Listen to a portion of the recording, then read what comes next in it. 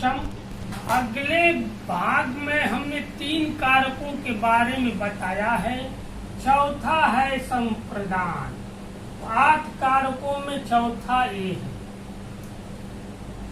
जो मैं बता रहा हूँ ध्यान से सुनिएगा, समझिएगा। न समझ में आए तो कोई विधा है, कोई उपाय है तो जरूर बताइएगा, लिख के भेजिएगा, मैं उसको बताऊंगा, संदेह दूर कर दूंगा।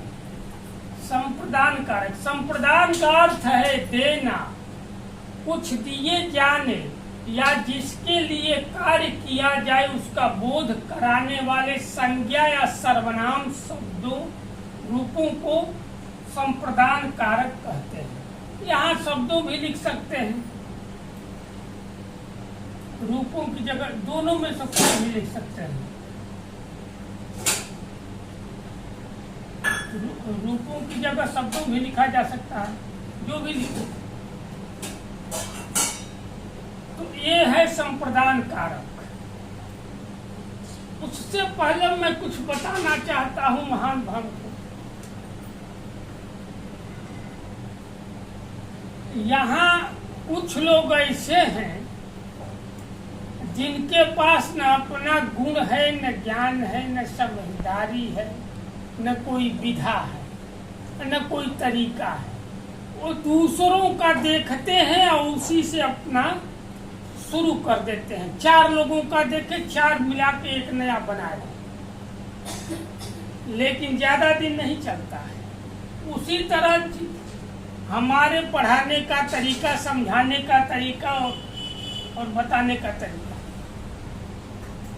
हो सकता है कुछ लोग हमारी नकल करें,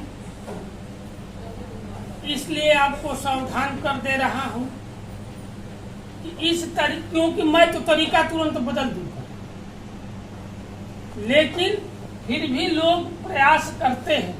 कुछ लोग यही देखते हैं, दिन रात इसी चक्कर में पड़े रहते हैं कौन कैसा पढ़ा रहा है। उसी तरीके से खुद नहीं जानते हैं तो दूसरे का लेकर आपको पेश कर देंगे। जैसे मान लीजिए उदाहरण, पेड़ों पर आपने देखा होगा पतली पतली बिना पत्ती की, न उसके पास पत्ती होती है न जड़, पेड़ों पर ऐसे ढक लेती है,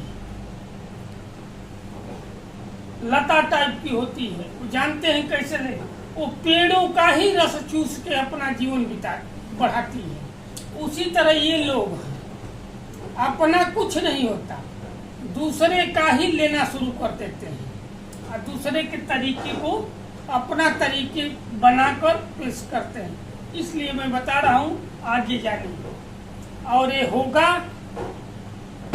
तो ठीक सही नहीं है, होना नहीं चाहिए। इसका मैं क्या कहूँ, चलिए आगे पढ़िए। तो ये मैंने बताया, संप्रदान का अर्थ है देना, कुछ दिए जाने या जिसके लिए कार्य किया जाए उसका बोध कराने वाले संज्ञा या सर्वनाम रूपों या शब्दों को संप्रदान कारक कहते हैं।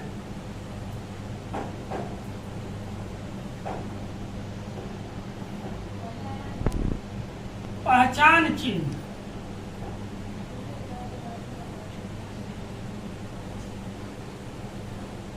या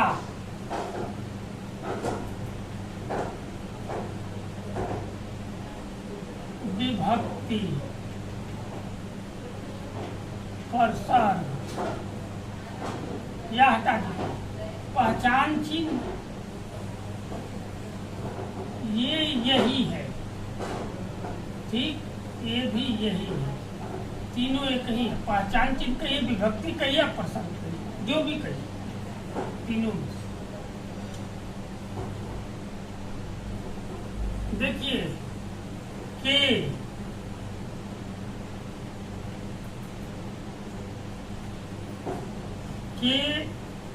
लिए, को, के निमित्त,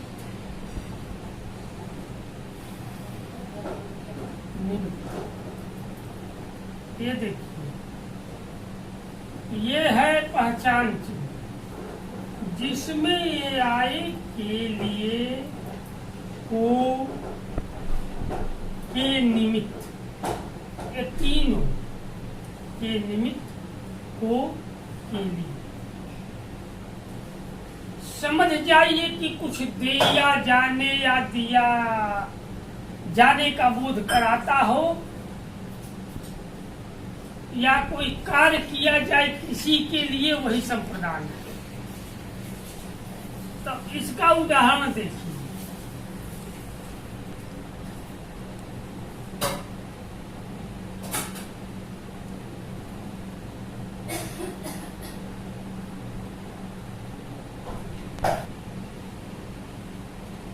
रितेश के लिए सूरज ने किराया दिया। अब देखिए ये आ गया कि नहीं आ गया के लिए। तो रितेश के लिए सूरज ने किराया दिया। यहाँ यह स्पष्ट हो जाता है कि जिसके लिए कार्य किया जाए उसका बोध कराने वाले। तो रितेश के लिए कार्य किया जा रहा है। संज्ञा या सर्वनाम है संज्ञा। सूरज रूपों को संप्रदान कहते हैं। अब देखिए रितेश के लिए, किसके लिए? रितेश के लिए। रितेश कौन है? कोई भी हो सकता है। के लिए सूरज ने किराया दिया, तो ये के लिए आ गया। और यहाँ सूरज ने दिया, ये संज्ञा है। ठीक है, तो ये समझ गए। अब बचा को।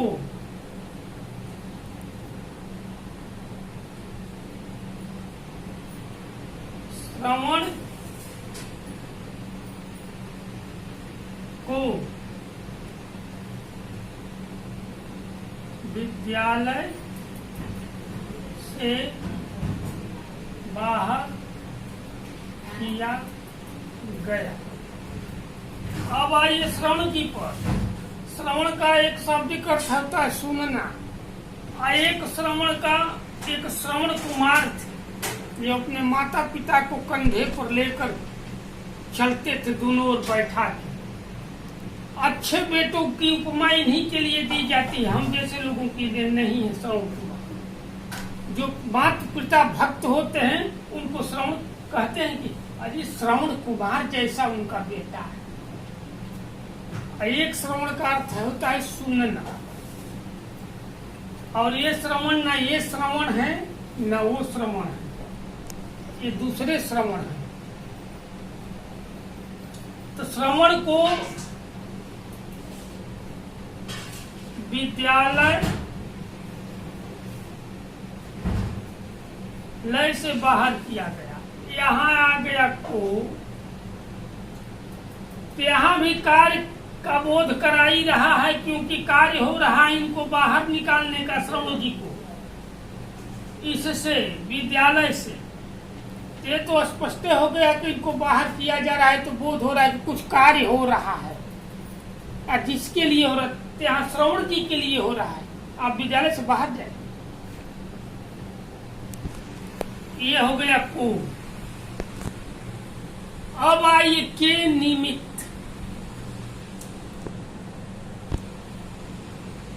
निमित्त का अर्थ होता है द्वारा।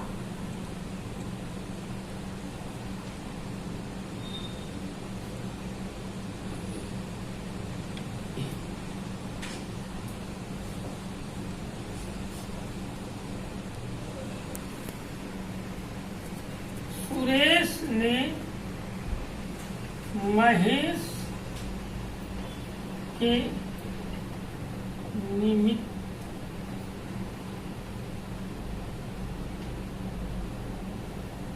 बात की। अब देखिए